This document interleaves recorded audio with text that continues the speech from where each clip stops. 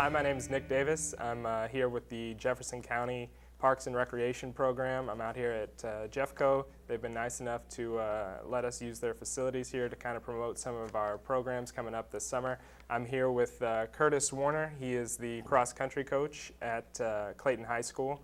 And basically, one of our biggest events this summer is the Moonlight 10K Run in Crystal City. So today we just kind of wanted to touch on just some basic how to prepare for something like that if you're not accustomed to running, if you're not an everyday runner.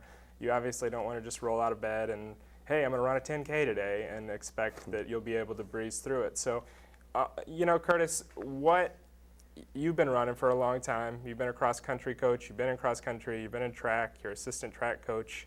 Got quite the running resume.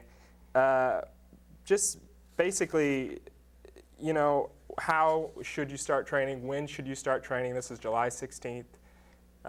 What do you recommend? Sure. Obviously, the Jefferson County Moonlight Run's been a classic throughout the years here in Jefferson County. And obviously, you want to start training basically a month or two in advance, kind of starting out with some shorter runs if you haven't been running a whole lot. And especially you high schoolers coming off your track seasons too, just kind of trying to incorporate mileage throughout the month of June, lead into July so you don't break down on a 10K course. Because the high schoolers, they're going to be running a 5K for cross country. Now they're going to have to transcend and kind of double that for a 10K.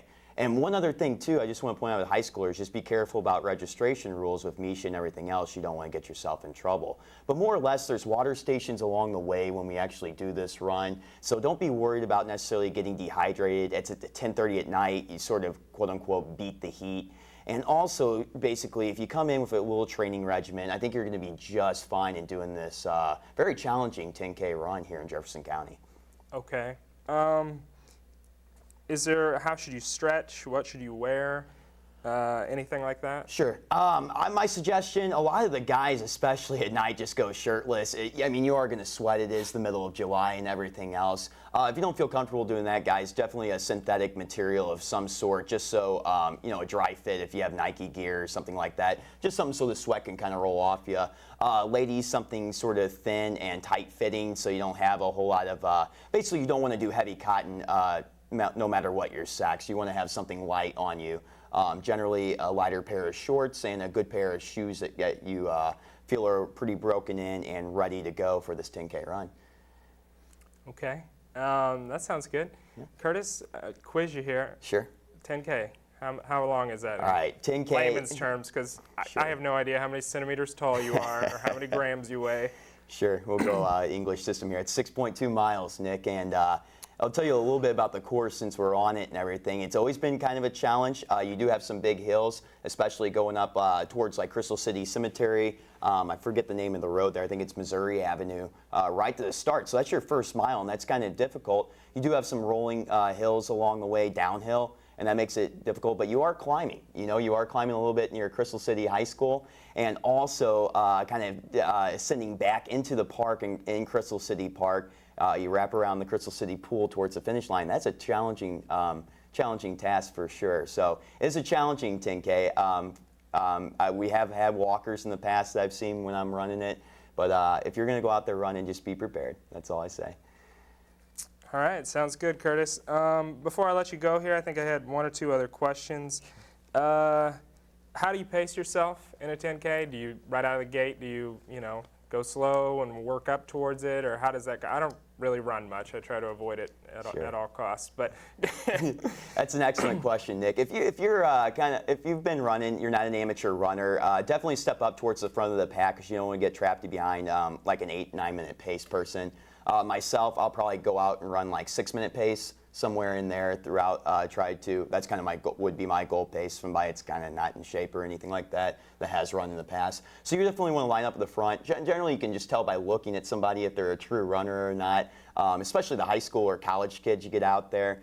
You take a look at them, you're like, okay, this kid, you know, you might recognize them. This kid runs at Lindenwood, or this kid runs at Oklahoma. It's like, I'm going to stay behind these people for a good portion of the race. Let them kind of drag you through the first mile, and they'll give you your time you want. You don't necessarily have to go out there and pound a 5-minute mile. Just stay back and stay relaxed throughout the first 2 miles, and you'll sort of find your pace, and you'll end up, your body will start clicking off those miles before you know it.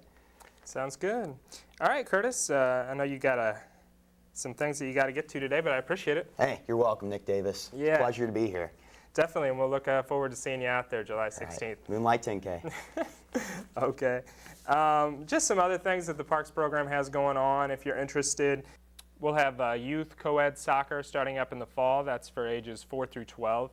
It's $60. The kids will receive a t-shirt, jersey, shorts, and they will receive a medal at the end of the program. Also, we have Zumba Fitness going on at the High Ridge Civic Center.